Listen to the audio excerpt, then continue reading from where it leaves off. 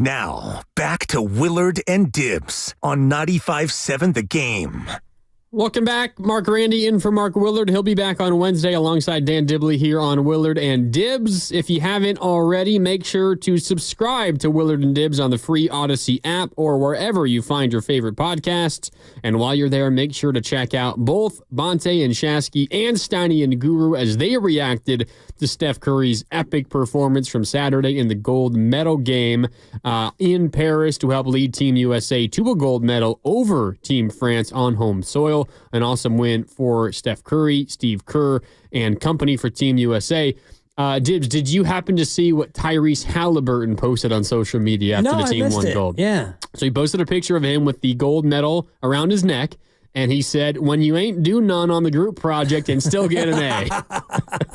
That's perfect. He didn't play much, but he's got the gold medal just as much as everybody else. Yeah, and shout out Christian Laettner, who had the same experience on the Dream Team back in '92. There's always a couple of guys right at the end of the bench, and you still get the gold. And you can't play all 12 guys, and Halliburton played a little bit early, and then when you got down to the real tight games, and, White didn't play either. Yeah. So you ended up playing just 10 guys yesterday, and it was, even at that, you didn't even really play 10 guys. You played about 7. Tatum played a little bit in the first half. 11 minutes, yeah. And, Adebayo played just a little bit, and, you had Embiid get a solid stretch. And I do want to shout out Devin Booker for playing the way he played, because all we've seen from Booker with Phoenix is, very much a me-first, selfish kind of player, but that's not the way he played in these Olympic Games. Well, I'm going to have a hard time finding it right now, but there was someone, I don't know if they were tweeting at Devin Booker. I don't think so. I think it was just a generic NBA fan on Twitter saying, Team USA looking ahead to this Olympics. It might have been a couple of years ago. Looking ahead to this Olympics, said something along the lines of, Team USA is going to need one of these stars to be willing to take on a role, on just a role and maybe a little bit of a backseat, but fill a role that's needed. Devin Booker way back when quote tweeted it and said, "I'll do it." And it kind of has resurfaced since then, because everything you said is right. He's an awesome shooter, and he's, a franchise centerpiece for the Phoenix Suns. He's been there for a really, really long time. One of the biggest reasons why they went to the NBA Finals a few years ago. And he played a lot of minutes, not because he was the driving force behind anything, but because he was willing to do all those small things, hang out in the corner, hit an open three when it was needed, but hustle, play some good defense, get some rebounds. And that was exactly what Steve Kerr needed. And just as you were, Steve Kerr was also very complimentary of Devin Booker. Yeah, he had 6 points against Serbia in the semifinals, and then he came out, and I want to make sure I get this right, but I think he had like 5 points in the gold medal game. Not much more than that. Very quiet. But he still played a lot of minutes. He played way more. Actually, he had 15 in the gold medal game. Well, that's better than 27 minutes. Yeah, 27 minutes in a 40-minute game, all but 13 minutes. Team USA needed him on the floor, and he filled that role very well. All right, 888-957-9570. It's Willard and Dibs and Grandi with you. Running through Steph Curry and what he did on Saturday and on Thursday as well to help Team USA win gold. But what might this mean for the Golden State Warriors going forward? We can get into that. But first, let's go back out to the phone lines, and you can join the conversation, 888-957-9570. Up next is JD in Oakland. JD, what's up? You're on Willard and Dibs. It's Dibs and Grandi with you. How you doing, JD? I'm doing well. What's going on, Dibs? How you guys doing today? Doing good. Well, I just want to be the first one to say Steph Curry has lied to the NBA and the basketball fans all over the world. Please explain. By that I mean he's made you think because he's 6'2", 6'3", not truly athletic, that he can be duplicated at the NBA level because he's not a 6'10", 6'8", physically gifted athlete. A lot of people, a lot of kids, AAU kids, think they can go out and shoot 100 shots a day and be Steph Curry. And that's the biggest lie there is. You can't duplicate that guy because there's something special about what he does physically to make the shots that he makes. And so everybody out there that can hear the sound of my voice, understand and know Steph is lying. Don't think you can duplicate that guy. He's just as hard to duplicate as Shaq and LeBron and everybody else. So don't Don't fall for that. And secondly, some of these deals that needs to happen for the Warriors, you got to appreciate the deals that don't happen. Marketing, everybody believes, would have been a good deal. But mind you, the next team he's on will be his fourth team. So that means there's been at least 3 teams willing to let him go. So understand that, we can, on paper, he looks like a great fit. And I'm glad, they didn't pull the trigger on a deal just to do it. I understand the guy's been around. He can play. He can shoot. He has a big body. But if there's 3 or 4 teams willing to give up on him, there's a reason why. Yeah, it's a fair point. Yeah, thank you. Thanks you for the call. Thanks, JD. It's interesting because you look at the player and you think, man, 7-footer, size, length, he can stretch the floor, he can shoot the 3. He seems like a perfect fit, but he's right about the fact that, that would be 3 teams now who would have said, yeah, we're okay with you going somewhere else. Yeah, I get that, but it's situational. NBA is such a unique league where you have teams that sometimes it benefits them to actually move off of young players who are kind of promising. Right. It's kind of weird like that, and a lot of other leagues aren't necessarily that way, but I had no doubt in my mind Markkanen would be a great fit here, but at the very earliest that you're getting him is a year from now. So not quite a year, but a whole season away from now, because he's likely going to sign an extension, and then he's not going to be able to be traded at this trade deadline. So as far as I'm concerned, the Markkanen conversation is completely over for the Golden State Warriors. I think another point that JD brought up that is a good one is Steph Curry is not you can't replicate Steph Curry. He's one of one, much like the athletic freaks like LeBron and Giannis and Shaq and Wemby, for that matter, all those guys. Steph Curry just does it with a different skill set, but it's also nearly you can't replicate that. It's also, I think, something that made Steph Curry so popular was because he just kind of was like a normal dude who was dominating the NBA. Obviously, he's not normal. He looks relatively small when he's out there with these other giants, and you go up to and you meet him in person, and he is very, very large. But for the most part, he can't dunk like crazy. He can't pull off a windmill. But he is able to dominate the NBA. And for the normal person, seeing someone like that have that much success at the highest stage, that's part of what made him so damn popular. Right, but also if you're a younger person and you look at the NBA players, you can't be Shaq unless you have, genetics that are going to make you 7'1" and 380. You could be Steph Curry. You could be Steph Curry. You're almost the same size as Steph Curry. You're about 6'2". He might be 6'3". So even as a young Mark Grandi, you could look at Steph and think, I could be Steph Curry. I'm the same size. I could learn to shoot and be really, really good at shooting. I could be Steph Curry. You can't be LeBron. You can't be Shaq. You can't be Anthony Davis. You can't be Wemby. And there's a lot of things you can't be. One thing you can be is Steph Curry. And of course you can't be. But as a younger person, you can look at it and think, you know what? If I work really hard, I might be able to be like Steph Curry. And I see it when I'm refereeing youth basketball in the winter. I see all these kids now behind the back, and they all want to shoot the 30-footer, and they're all trying to hoist it from as low as they can and throw it as far as they can. They want to be Steph because they look at Steph and they think, I could be Steph Curry. And that, I think, is ultimately part of the magic of Steph Curry. Yes, he's unbelievable, best shooter ever. He's clutch. He's heroic, 4-time champ, everything that he is, but he's also very much approachable and reachable. Yeah. If you're a younger person, you could look at Steph and think, well, he's 6'3". Even if I'm only, 6 foot, 6'1", if I can shoot like that, if I can really work hard, I could be Steph Curry.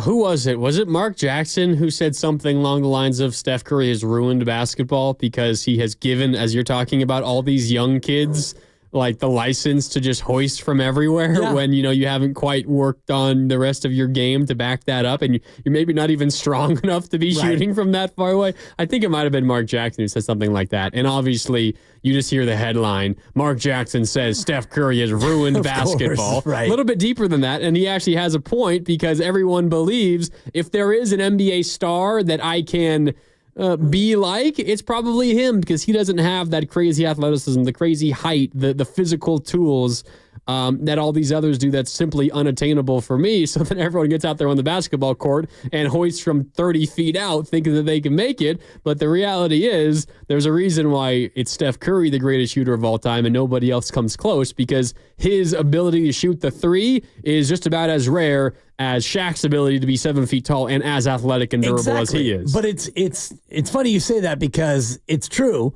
but it's so much more seemingly attainable when you look at it. You look at a guy It's easy to convince yourself. Right, because you look at a guy who's not physically overpowering, and you remember him in his early days in the baby-faced assassin, and he's, not that muscular, and he's just a little dude who happens to have a nice little shot and all the rest of it. And well, now what we know about Steph is not only is he more physically gifted than we thought, but his work ethic and his hand-eye coordination is among the best we've ever seen. You talk about the greatest athletes ever from a hand-eye standpoint, like, Novak Djokovic and Federer and Nadal and whatever other athletes you want to talk about, just pure hand-eye. And then you mix that with a guy who has a work ethic that we've never seen before from a shooter, and the fitness, because he's now 36 and he's even stronger and fitter than ever before. And he just basically carried the Olympic team down the stretch in an Olympic cycle where you had KD and LeBron and all these other younger, better, quote unquote, athletes. And yet Steph was the guy they went to. You brought up something that kind of got my mind running. It's a conversation that I've had in the past. And so Steph Curry, 36 now. He's obviously on the tail end of his career. No doubt about that. We don't know how many years he has left. Don't know how many really good years he has left. Obviously, it's very obvious he's still a very good basketball player at this moment. And when he reaches his peak levels, there are still very few basketball players, if any, that can also reach that kind of peak that Steph still can. Steph Curry's 36, Dibs. And I could argue to you, and I don't think it's that hot of a take, that Steph Curry is a much better basketball player right now at 36 than, say, he was at 28. Because of everything that he's had to do to ensure that he is still at this level at age 36 when few guards are still this good. And you look at the way that the league defends him and players defend him. If you want to be amazed, go back and watch how he was defended, like the Warriors' first postseason run, whether it was the Denver Nuggets in that first year they made the playoffs, which was 2013, or if you want to even go to the first finals run in 2015, watch how he was defended those seasons and then compare it to how he's defended now. No one was picking him up at half court. No one was sending double teams his way. He got so many open looks, and he has to work so much harder now, Dibs, to get a single shot off than he did back then. And he was obviously incredible then, but considering the way defenses are changed now to stop him, and the way the geometry of the court has changed so much. Right. It's elongated. No doubt. It is so much more difficult for him to get looks than it was back then. And the fact that he still gets those looks and still shoots them at a pretty decent clip, I think Steph Curry, it's not just that he's staved off the downfall of when you get 35 and older, but for me, it's that he's actually gotten better than when he was in your normal prime, when you're like 26 to 30 years old. I think he's even better than he was then. It's crazy to think about, because if you go back to when he was 26 and he won the MVP, his first MVP, and he averaged 23.8 a game, and he shot 44% from three. It's pretty good. Really good. And you look at what he's done since then. He last year shot 40.8% from three in the regular year. So not 44, but 41% still very good. But your point is well taken, where more difficult shots. So much more difficult, no doubt. Because now whenever he gets across half court and he's got the ball, they're going to be on him. They're going to try to trap him, and they're going to, whenever he's off the ball, they're going to try to close out on him. And he averaged 26.4 a game this last year for a team that, struggled relative to the championship teams. But if you look at his playoff years and his numbers from three are down, but he still scores as much, if not more, than he did back then. So he's not just a three-point shooter now. He's become a much more diverse, versatile player who could score at all three levels. Yeah, I agree. 888-957-9570. Steph Curry's greatness, it was on display on Saturday for Team USA as they take home the gold with a victory over France in Paris. Let's go back out to the phone lines as we continue to celebrate the legend that is Steph. Up next is Filmo Mike. Filmo, what's up? You're on with Dibs and Grandi. How you doing, Filmo? I'm doing good, man. Hey, man, it's crazy. The other caller was in his bag because kids do be trying to be like Steph, but it's only one Steph. He had me juiced. But nah, Curry Liddy, man, you know, he a real one. Sometimes in his life, and I know, Dibs, you can attest to this, sometimes people get big-headed. They get caught up in a moment, and it's like, oh, man, I ain't finna talk to nobody. But LeBron was on, he did something yesterday on social media, and it's going viral because he not acting like a real one. He like, stop that. Like, shut up. You sound like Martha Stewart, bro. Calm down. Steph, take out the time. You know we ain't got all the time in the world, but, you know, take out the time, say what's up to some people, take a couple pictures, and keep it pushing. You got to appreciate Steph, man, his greatness, his humbleness, for real, for real. Big shout-out to all the Leos. You know what I'm saying? That's it, Filmo. Hold on. The last thing I want to say is that Steph Curry is a GOAT because he's a hell of a person. You feel me? That's why he a GOAT. You feel like you can approach Steph. You can't. Draymond is not even half the player of Steph, but Draymond got vibes where it's like, I ain't finna approach him. Yeah. Filmo, it's Leo season. You better recognize. Oh, he's gone. Sorry. Absolutely incredible. You know that, Filmo. It's Leo season. Yeah, you got a day coming up, don't you? We got a day. We got a day now. We got a day now. That's my Herm Edwards. We got a day coming now. Your family's got a bunch of days coming up, don't you? Yeah, we got a bunch of days, yeah. Only Leo in the family, though, in the immediate family. Okay. A couple of Virgos, but, you know, we'll let them stay around the house. I love the young people. Whatever. You don't know the first thing about that, Carter. Take your vest off. What are you doing back there? I mean, stay a while. Filmo is right that maybe the only thing that challenges Steph's greatness on the court is the person that he is. And it's something that you were talking, or something that I thought as a result of what you texted the thread, or the Vine, as Guru would say. Yeah. You said, watching Steph on Saturday, you just got an overwhelming sense of pride because he's ours. He's the Bays. He's the Golden State Warriors. He belongs to us. He's done so much for us. It is incredible to see him on that stage accomplish that. And you compared him to the other Bay Area greats, to Joe Montana, to Jerry Rice, to Barry Bonds. And something that stood out to me when I'm thinking about the comparisons between greats, and it's not that Joe Montana is a bad guy by any stretch. Jerry Rice, certainly not. Those are both great people. And Barry Bonds had his faults and had his hiccups with the media and with certain teammates and everything. You never hear any of those stories with Steph Curry. All of those guys are all-time greats on the field. Steph Curry is also an all-time great in terms of those superstars that are also incredibly friendly and gentle off the court or off the field. And you don't even think to realize how deep his commitment is to everything else he does off the court. And I know this firsthand because my kids, both my older kids, when they worked in Oakland at the Oakland Recreation, shout out Brett Clark, who was the great rec director at Redwood Heights, he took his money and he totally reworked the Oakland summer camp program. And it became a camp that he provided a bunch of money to so that all the kids in Oakland could have access to a summer camp. And I think it's called Town Camp, that Steph and Aisha were big investors in, and they still are investors in, even though the Warriors aren't even in Oakland anymore. Steph lives down the peninsula, and he's over in Paris winning gold, and yet his reach is so much further than just Chase Center, just the Warriors, and we know that he did nets for Africa, for mosquito nets, for so many people, and so many other things that he does that we don't even realize.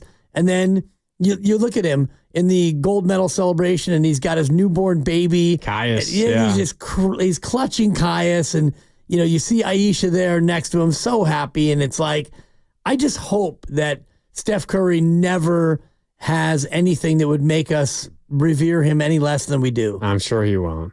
I'm sure he won't, but I mean, Grandi, almost everybody has that moment.